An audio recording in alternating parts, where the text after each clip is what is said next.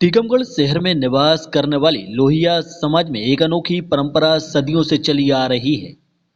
लोहिया समाज इस परंपरा को 400 साल से बखूबी निभा रहा है, जिसमें परिवार के बेटे के कर्णवेधन संस्कार को शादी समारोह की तरह मनाया जाता है।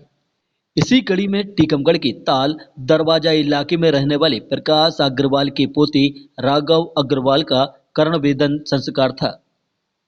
2 जनवरी 2025 गुरुवार को राघव अग्रवाल का कर्णवेधन संस्कार समारोह आयोजित था। परंपरा है कि जिस युवक का कर्णवेधन होता है वह दूल्हा बनता है और उसकी सांकेतिक शादी भी होती है। एक शादी में जो कुछ होता है वैसा ही लोहिया समाज के कर्णवेधन संस्कार में होता है। परंपरा के अनुसार राघव को दूल्हा बनाया गया, लेकिन इसी परंपरा के अनुसार दूल्हे को घोड़ी पर नहीं बल्कि बकरी पर बिठाया गया और बारात निकाली गई। बारात में शादी की तरह रिश्तेदार और दोस्त यार भी शामिल हुए। बाराती बैंड बाजे और डीजे पर नाचते नजर आए तो शादी में होने वाली आतिशबाजी भी की गई। कैलाश अग्रवाल ने बताया कि हमारे समाज और परिवार में ये परंपरा पीढ़ियों से अनवरत चली आ रही है। कर्णवेधन संस्कार की परंपरा को हमारे यहाँ शादी की तरह धूमधाम से मनाया जाता है। हमारी समाज में 18 साल के पहले बेटों के कर्णवेधन संस्कार कराया जाता है।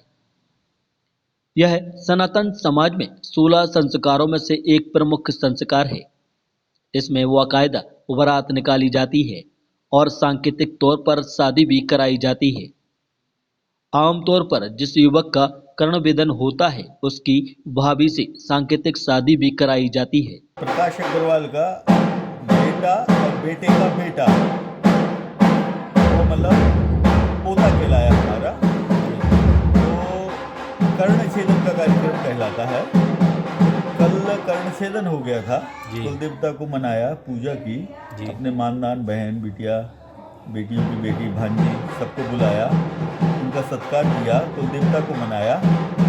आज बकरे पे उसकी दूल्हा निकासी हुई जी, जो घोड़े पे शादी में होती है जी, उसकी बकरी पे घोड़ा निकासी हुई और फिर उसका शादी उसकी भाभी से जी। अब इसमें इसका जो बड़ा भाई है हमारे मने लड़के की बुआ मने हमारी बहन जी, तो उसकी बहू की बहू जी, तो उसके साथ इसकी भाभी का रिश्ता कहलाया। उसके साथ आज इसकी भावर पड़ेगी जी, जैसे अग्नि साक्षी करके भावर पड़ती है ना जी, तो देवी माता की साक्षी करके तो उसका शादी समारोह होगा और फिर विदा हो जाएगी। सब जितने गेस्ट आए हैं उनको विदा करेंगे, उनका सम्मान करके खाना खिलाएंगे, कल खिलाया आज खिलाएंगे और इतना ही कार्यक्रम है। ये रिहर्सल मान सकते हैं इसको। अच्छा, जैसे पूरी शादी जो होती है उसका एक रिहर्सल है। और कर्णछेदन का मतलब होता है जो बीमारियों का है या गलत काम करने का काम करने, उसको आज से इस वाला जो 16 संस्कार हैं उस 16 संस्कार में से एक महत्वपूर्ण संस्कार के रूप में इसको मनाते हैं। तो ये आपके यहाँ कब से परंपरा चली? हमें तो जब से होश है, हमारे पापा को जब से होश था, हमारे बब्बा जी को जब से होश था, तो उनके संस्मरणों से हमको ज्ञात हुआ कि ये प्राचीन काल का है और बड़े लड़के का ज़रूर किया जाता है, बाकी छोटे का भी कर सकते हैं। आपके यहाँ कितनी पीढ़ी से ये हो रहा है? हमारे 5-7 पीढ़ी का तो हमको ही पता है।